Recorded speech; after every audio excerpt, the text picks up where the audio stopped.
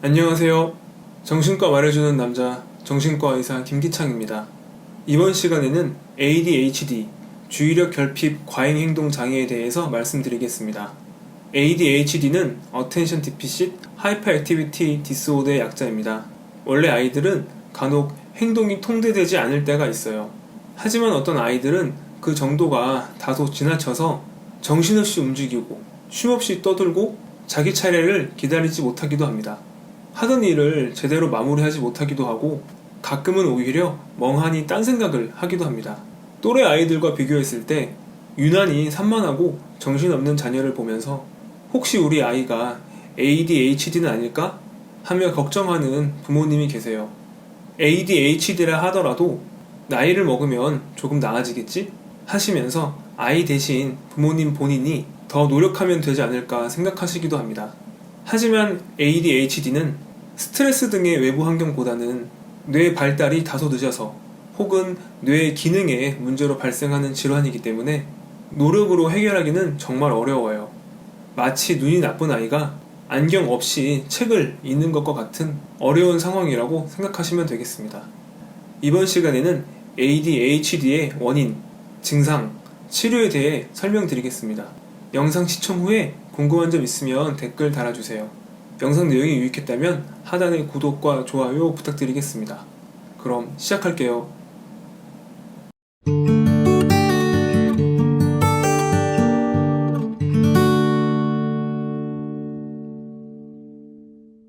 미디어의 발달 때문인지는 몰라도 ADHD라는 단어는 정신과뿐만 아니라 일반인 분들께도 익숙한 단어가 되었습니다. ADHD 아동의 가장 큰 객관적 관찰 특징은 산만함입니다. 산만함은 아이가 자라는 발달 단계 도중에 나타나는 정상적인 모습인데요. 나이에 맞는 산만함은 문제가 되지 않지만 나이를 고려해 보아도 그 정도가 지나치다면 ADHD를 의심해 볼 필요는 있습니다. ADHD의 경우 일반적으로 또래 아이들과 다르다는 것이 만 4세부터 눈에 띄고 초등학교를 입학할 무렵에는 분명한 증상이 보입니다. 충동적이고 과도하게 활동하며 부주의해서 한 가지 일에 오랫동안 집중하는 능력이 현저하게 떨어져요. 모든 아이들이 어릴 때에는 당연히 주의력이 떨어지고 충동적이지만 ADHD가 있는 아이들은 정상 범위를 넘어서 해당 연령에 허용되는 정도보다 주의력이나 집중력이 훨씬 떨어집니다. 또한 충동적이고 인내력이 다소 약해요. 양육 방식에 문제가 있어서 아이가 ADHD에 걸렸을까요? ADHD 자녀를 둔 부모님들께서는 양육 방식이 잘못되어서 ADHD를 일으키는지 궁금해하시지만 현재까지의 연구 결과를 종합해보면 양육 방식과 ADHD의 연관성은 밝혀지지 않았습니다. 때문에 불필요한 죄책감은 가지지 않으셔도 되겠어요.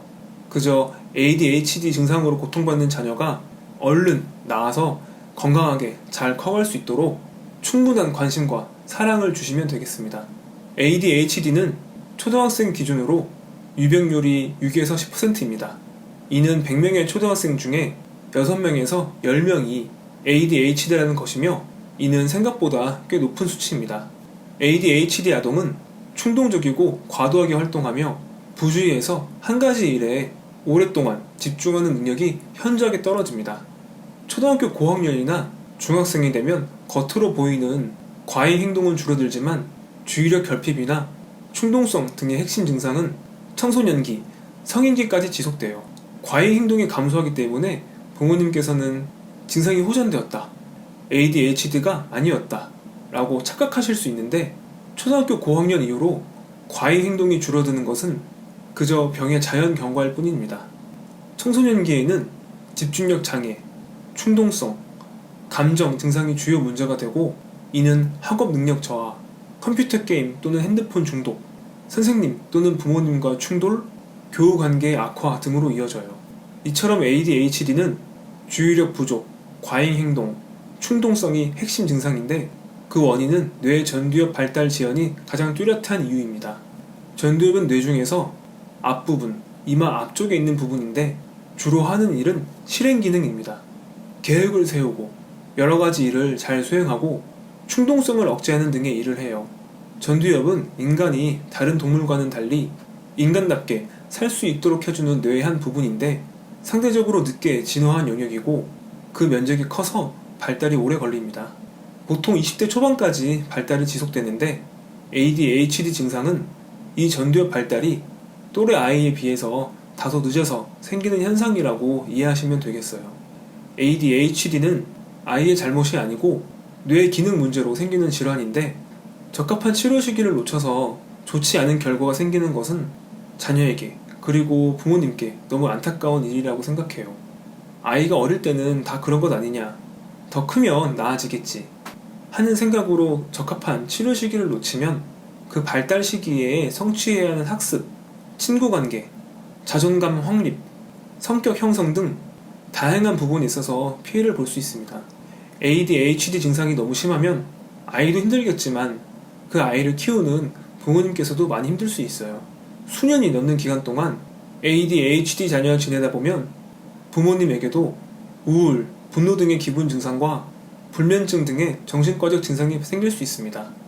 간혹 부모님들께서 오해하시는 부분이 있는데 자녀가 좋아하는 일, 예를 들어 게임을 하거나 핸드폰을 할 때, 텔레비전을 볼 때는 집중을 잘하기 때문에 ADHD가 아니라고 판단할 수 있어요.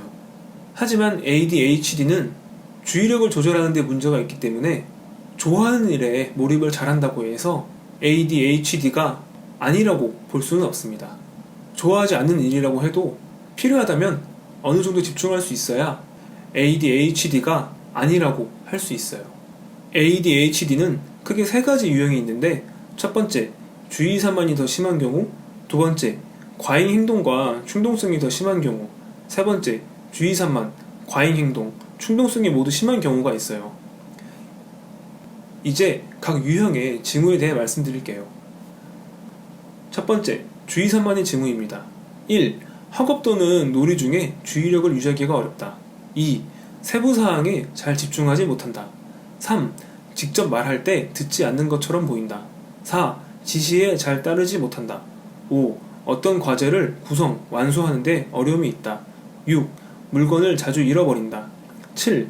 외부 자극에 쉽게 주의를 빼앗긴다. 8. 해야 할 일을 잘 잊어버린다. 두 번째로 과잉 행동과 충동성의 징후입니다. 1. 손발을 가만두지 못한다. 2. 교실 내에 자기 자리가 아닌 곳에 자주 있다. 3. 종종 빨리 뛰거나 계속 움직인다. 4. 조용히 지내기에 어려움이 있다. 5. 종종 과도하게 이야기한다. 6. 질문이 끝나기 전에 대답한다. 7. 차례를 기다리는데 어려움이 있다. 8. 자주 다른 사람을 방해하거나 끼어든다. ADHD 치료에는 정신과 약이 큰 도움이 됩니다. 안타깝게도 많은 부모님들께서 자녀에게 약을 먹이는 것에 대해서 부담을 느끼세요. 하지만 부작용은 크지 않고 교정할 수 있습니다. 약에 대해 걱정하는 동안 아이의 고통은 지속되고 자존감, 자신감은 하락합니다. 학업 성취, 성격 발달에도 문제가 될 수 있어요. 정신과 진료만이 유일한 치료 방법은 아니겠지만 다른 방법으로 도저히 아이의 증상 호전이 어렵다면 한번 정신과 진료를 받아보시기를 권장드립니다. 지금까지 ADHD에 대해서 알려드렸습니다. 영상 시청 정말 감사드립니다. 궁금한 점 있으시면 댓글 남겨주세요. 내용이 유익했다면 구독과 좋아요 부탁드리겠습니다. 그럼 다음에 봐요.